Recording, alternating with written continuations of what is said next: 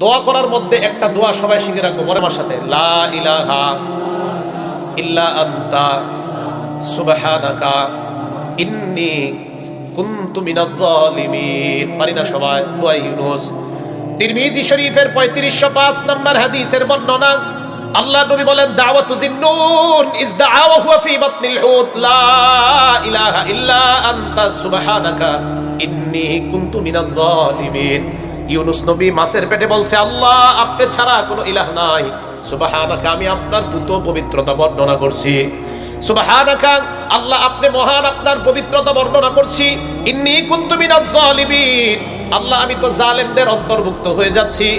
বিপদে আপনি যখন পড়বেন আল্লাহকে বলবেন, আল্লাহ অনেক বিপদের মধ্যে আছি, আল্লাহ এই দোয়াটা পড়বেন আর কল্পনা করবেন ইউনূস নবী মাছের পেটের মধ্যে বিপদে পড়ে আল্লাহকে বলছে, আল্লাহ ফানাদা ফিজ জুলুমাত, তিনটা অন্ধকারের মধ্যে আল্লাহকে ডাকছে।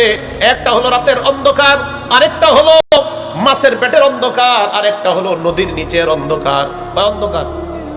রাতের অন্ধকার, মাছের পেটের অন্ধকার, আরেকটা নদীর নিচের অন্ধকার। এই তিন অন্ধকারের মধ্যে আল্লাহরে ডাক দিয়ে বলছে, আল্লাহ আপনি ছাড়া কোনো ইলাহ নাই। আপনিও বলবেন, লা ইলাহা ইল্লা আনতা সুবহানাকা ইন্নী কুনতু মিনাজ জালিমিন। আপনি ঋণগ্রস্ত আছেন, আপনি এই ঋণের কথা এই দোয়া দিয়ে মুসিবত আল্লাহর কাছে প্রকাশ করেন। নবীজি বলছেন, লাম ইয়াদউ বিহা রাজুলুন মুসলিম, কোন মুসলমান যদি এই দোয়াটার মাধ্যমে আল্লাহর কাছে দোয়া করে, ইল্লা ইস্তাজাব আল্লাহ, আল্লাহ সাথে সাথে তার দোয়া কবুল করে নেয়।